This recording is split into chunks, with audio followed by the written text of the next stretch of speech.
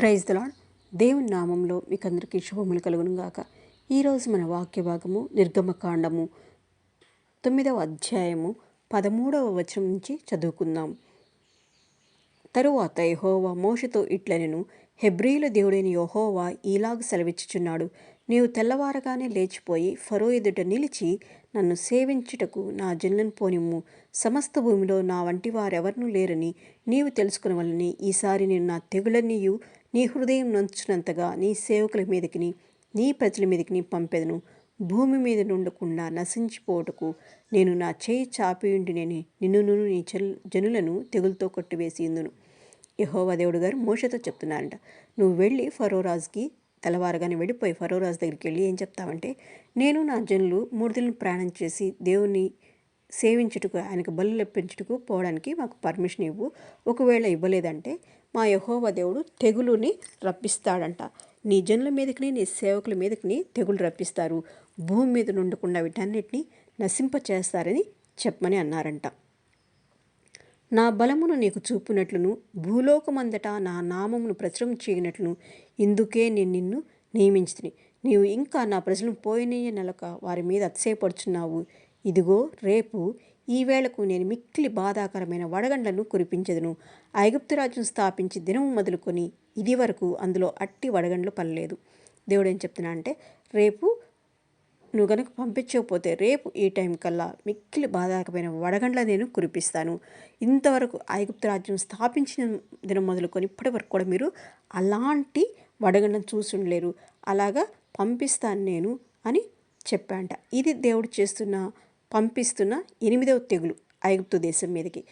కాబట్టి ఇప్పుడు నీవు నీ పశువులను పొలంలో నీకు కలిగినది యావత్తు త్వరగా భద్రం చేయము.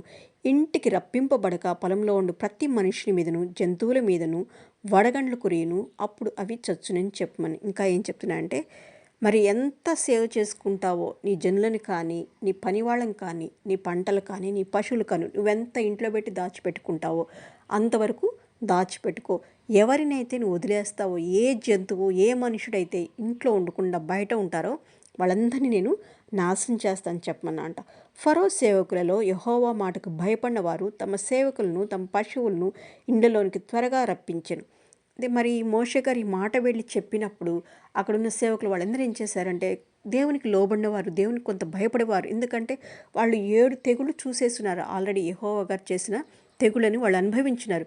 వాళ్ళు భయపడి తమ సేవకులను ఇంట్లో పెట్టుకున్నారంట, పశువులన్నింటినీ ఇంట్లో కట్టేసుకున్నారంట.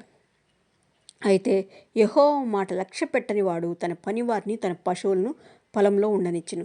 కానీ కొంతమంది ఉంటారు కదా, ఎంత జరిగినా కదా వాళ్ళకి బుద్ధి రాదు. అలాంటి వాళ్ళు ఏం చేశారంటే, ఇది జరిగినప్పుడులే అని చెప్పి మన పశువులని పొలానికి పంపించారు. వాళ్ళతో పాటు పశువుల కాపర్లు సేవకులు వీళ్ళందరినీ బయట ఎప్పట్లాగే పొలానికి పంపించారంట. యెహోవా నీ చెయ్యి ఆకాశం వైపు చూపుము, ఐగుప్తు దేశమందరి మనుషుల మీదను జంతువుల మీదను పొలముల కూరలన్నిటి మీదను వడగండ్లు దేశమంతటా ఐగుప్తు దేశమంతటా పడునని మోషేతో చెప్పాను.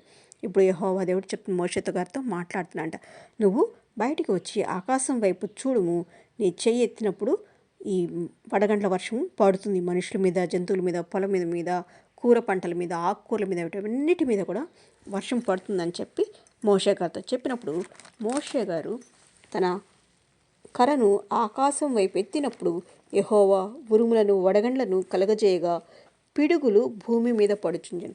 మరి వచ్చి మోషే గారు బయటకు వచ్చి ఇక్కడ కర్ర ఎత్తి ఆకాశం వైపు చూపించారంట. చూపించినప్పుడు అక్కడ ఉరుములు వడగండ్లు అంత మాత్రమే కాదు కానీ పిడుగులు కూడా పడినాయంట. యెహోవా ఐగుప్తు దేశం మీద వడగండ్లు కురిపించును. అలాగు వడగండ్లతో కలిసిన పిడుగులను బహుబలమైన వాయను. ఐగుప్తు దేశమంతటను అది రాజ్యమైనది మొదలుకొని ఎన్నడూను అట్టివి కలగలేదు. మరి ఆ ఐగుప్తు దేశం స్థాపించినప్పటి నుంచి ఆ ప్రజలు ఎప్పుడూ తాము చూడటం నుంచి భయంకరమైన వర్షము, వడగండ్లు, పిడుగులు, ఉరుములు ఇవన్నీ వచ్చినాయంట. ఆ వడగండ్లు ఐగుప్తు దేశమంతటా మనుషులనేమి జంతువులనేమి బయటనున్నది యావత్తును నశింపచేసింది. బయట ఇంట్లో లేకుండా ఏమేమి దేవుడు చెప్పారు, బయటలో పొలంలో ఉన్న ప్రతి దాన్ని నశింపచేస్తాని, అలాగా బయట ఉన్న మనుషులు, పంటలు, జంతువులు ప్రతిదీ కూడా ఆకుకూరలు ప్రతిదీ కూడా నశించిపోయినాయి అంట. వడగండ్లు పొలంలోని ప్రతి కూరను చెడగొట్టెను, పొలంలోని ప్రతి చెట్టును విరగొట్టెను. ఒక్క చెట్టు కూడా మిగిల్చుకున్న దేవుడు వాటన్నిటినీ విరగొట్టేశాడంట. అయితే ఇజ్రాయేలీలున్న గోషెను దేశంలో మాత్రము వడగండ్లు పడలేదు. దేవుడు తన ప్రజలను, ఇజ్రాయేల్ ప్రజలను మాత్రము ఎంతో కాపాడుతున్నాడు. ప్రతిసారి కూడా దేవుడు ఈ ఐగుప్తీలను బాధిస్తున్నారు, కానీ తన ప్రజలకు మాత్రం ఎటువంటి హాని చేయలేదు. ఇది చూడగా ఫరో మోషే అహరోనులను పిలువనంపి, నేను ఈసారి పాపం చేసి ఉన్నాను, యెహోవా న్యాయవంతుడు, నేనును నా జనులను దుర్మార్గులము, ఇంత మట్టుకు చాలుము, ఇకను బ్రహ్మాండమైన ఉరుములు వడగండ్లు రాకునున్నట్లు యెహోవాను వేడుకొనిడి, మిమ్మును పోనిచ్చెదను, మిమ్మును ఇంకను నిలుపనని వారితో చెప్పగా, మరి ఇంకా భయపడిపోయి ఈ ఫరో రాజు ఏం చేశారంటే మోషేని అహరోనును పిలిపించి, వెళ్ళి మీ దేవునికి మొరపెట్టుకోండి, ఇంకా చాలు, అనుభవించింది చాలు, ఈ నష్టం మాకు చాలు, మిమ్మల్ని నేను పంపించి వేస్తాను అని చెప్పినప్పుడు మోషే ఫరోను విడిచి ఆ పట్టణం నుండి బయలు వెళ్ళి యెహోవా వైపు తన చేతులు ఎత్తినప్పుడు ఆ ఉరుములను వడగండ్లను నిలిచిపోయిను, వర్షం భూమి మీద కురియుట మానెను. మరి ఆ మాట చెప్పినప్పుడు మోషే గారు బయటకు వచ్చి ఆకాశం వైపు చేతులు ఎత్తినప్పుడు మరి దేవుడి ఈ వర్షాన్ని, వడగండ్లను, తర్వాత ఉరుములను, ఇవన్నింటి మీద పిడుగులు ఇవన్నీ ఆపివేశారంట. అయితే ఫరో వర్షమును, వడగండ్లను, ఉరుములను నిలిచిపోవడం చూచి అతను అతని సేవకులను ఇంకా పాపం చేయొచ్చు తమ హృదయం కఠినపరుచుకొని యెహోవా మోషే ద్వారా పలికినట్లు ఫరో హృదయం కఠినమాయను, అతడు ఇజ్రాయేలును పోనీయక పోయాను.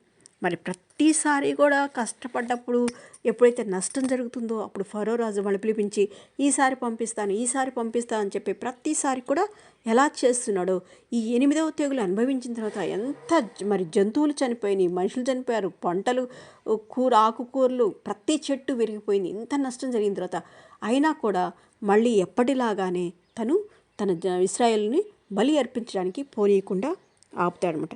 ఇది యెహోవా దేవుడు చేసిన 8వ తెగులు.